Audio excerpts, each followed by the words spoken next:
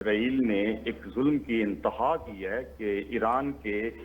شہری علاقوں پر بھی حملہ کیا اور متعدد وہاں پر شہادتیں بھی ہوئی ہیں اور تقریباً فوجی قیادت جو ہے اس کو بھی نشانہ بنایا ہے۔ لیکن اس کے جواب میں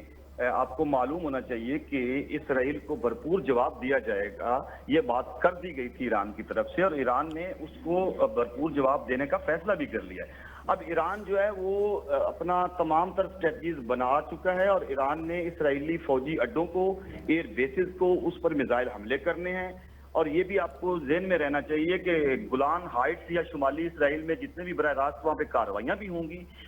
اور ایران جو ہے وہ ڈرون کے ذریعے بھی جوابی کارروائی کر سکتا ہے۔ ایران کسی صورت بھی پیچھے نہیں ہٹے گا، اس کی وجہ یہ ہے کہ ایران کے ساتھ زیادتی ہوئی ہے اور آپ اگر دیکھیں تو امت مسلمہ کے اوپر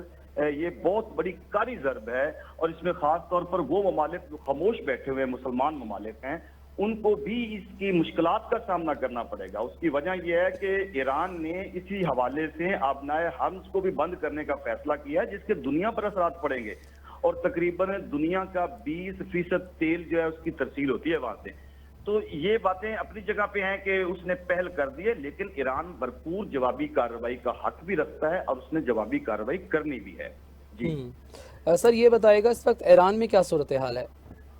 ایران کے اندر اس وقت بہت غم و غصہ پایا جا رہا ہے اور ایران کو مجبور کیا جا رہا ہے عوام کی طرف سے کہ اب آپ اس کا جواب دیں، کیونکہ ایران نے کے اوپر پہل ہو چکی ہے۔ اسرائیل نے پہل کر کے ایران کی عوام کو انتہائی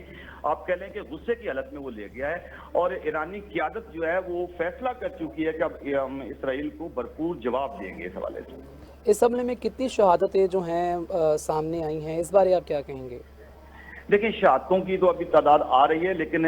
اگر آپ اس کے اوپر تھوڑا سا دیکھیں تو جو ایران کے اوپر حملہ کیا گیا ہے وہ شہادتیں بہت زیادہ بتائی جا رہی ہیں اس وقت، لیکن جو فوجی قیادت ہے ان کی جتنی بھی مطلب آپ کہہ لیں کہ ہائی کمانڈ ہے، جب اس کو شہید کر دیا گیا ہے تو ظاہر ہے کہ وہ ایک رد عمل کے طور پر اب ایران بھی بہت بڑا حملہ کرنے جا رہا ہے اور ایران رکے گا نہیں اس بات کے اوپر۔ جی امتیاز صاحب یہ بتائے گا اسرائیل کی جانب سے کس کس مقام پر حملہ کیا گیا ہے؟ جو حملے کیے گئے ہیں اسرائیل کی جانب سے خاص طور پر انہوں نے فوجی تنصیبات کو نشانہ بنایا ہے اور اس کے ساتھ ساتھ عوامی جو مقامات ہیں ان کو بھی نشانہ بنایا ہے۔ یہ ایران کے خاص طور پر وہ علاقے جن علاقوں میں آبادی زیادہ تھی انہوں نے خاص طور پر ان علاقوں کو بھی نشانہ بنایا ہے اور ان کا کہنا یہ ہے کہ جو اسرائیل کی طرف سے بات آ رہی ہے کہ ہم نے تو فوجی تنصیبات کو نشانہ بنایا لیکن اس کی آڑ میں انہوں نے عوام کو بھی نشانہ بنایا۔ عوام کو بھی نشانہ بنایا ہے۔ امتیاز صاحب ہمارے ساتھ موجود تھے، آپ کا بہت شکریہ۔